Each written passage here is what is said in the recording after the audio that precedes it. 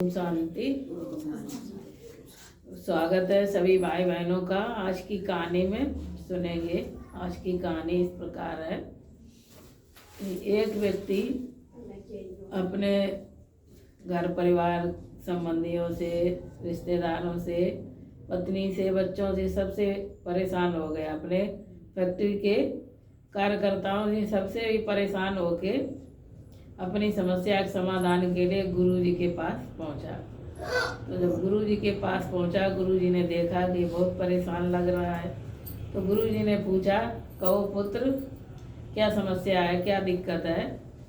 तो व्यक्ति बोला, गुरुजी, इस दुनिया में सभी स्वार्थ है। पत्नी, बच्चे और जितने भी संबंधी हैं, दुनिया के लोग हैं, सभी स्वार्थी हैं। कोई भी निस्वार्थ नहीं है, सभी स्वार्थी है, सभी स्वार्थ के लिए ही जी रहे हैं।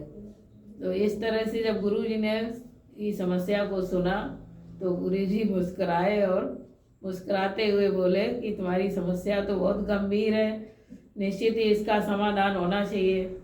तो गुरुजी ने कहा कि आज तुम यहीं रुक जाओ, आश्रम में ही, फिर रात में विचार करके तुम्हारी इस समस्या के बारे में समाधान बताएंगे। तो वो व्यक्ति आश्रम में रुक गया। उसे बहुत ही गुरुजी से विश्वास था और मतलब स्नेह था, श्रद्धा थी। तो वो उसी दिन आश्रम में रुक गया और आश्रम में जहाँ के सभी चेले रहते थे वहाँ पहुँच गया। तो वहाँ रात भर रुका।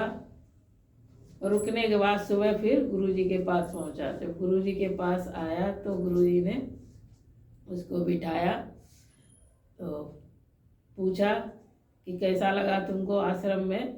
तो पहले से ही बताने के लिए तैयार था। बोलने लगा, गुरुजी, तुम्हारे आश्रम में भी यहाँ सब स्वार्थी भरे पड़े हैं। वो किसी न किसी स्वार्थ के लिए ही तुम्हारे आश्रम में रुके हुए हैं, अपने स्वार्थ पूर्ति के लिए ही। तो गुरुजी ने जैसे ही सुना तो कहा कि तुम बहुत ध्यान से सुनो, पहले एक मैं तुम्हें कहानी सुनाता हूँ। तो गुरुजी ने कहानी सुनाना शुरू किया। तो सुनाया कि एक गांव में एक बहुत बड़ा हॉल था, कमरा था, जिसमें हजारों शीशे लगे हुए थे।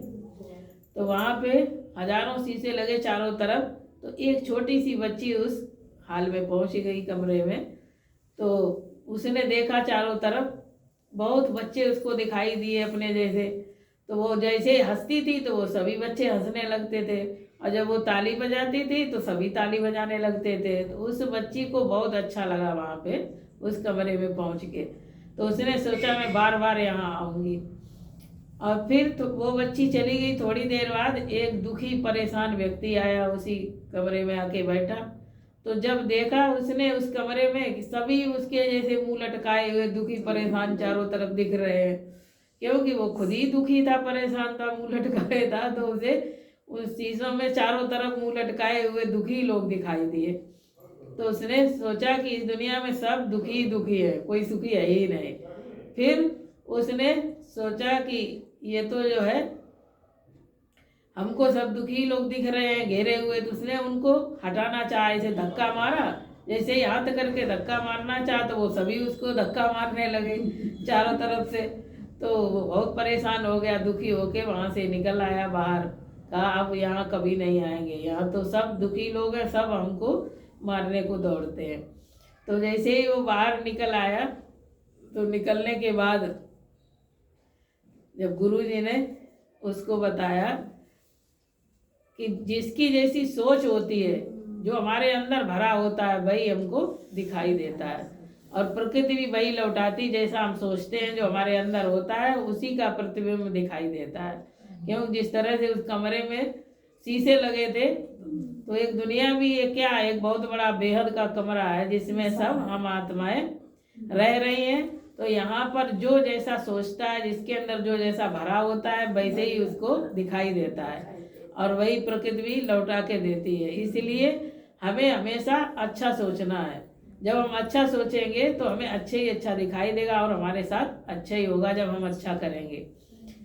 लेकिन हम क्या सोचते हैं, दूसरे को सुधारने बदलने की सोचते रहते हैं। तो दूसरे को सुधारने बदलने की इच्छा रखने वाले को पहले खुद को बदलना होगा। जब हम खुद को बदलेंगे, अपने विचारों को बदलेंगे, जब हम खुद सुधरेंगे तो दुनिया अपने आप सुधर जाएगी।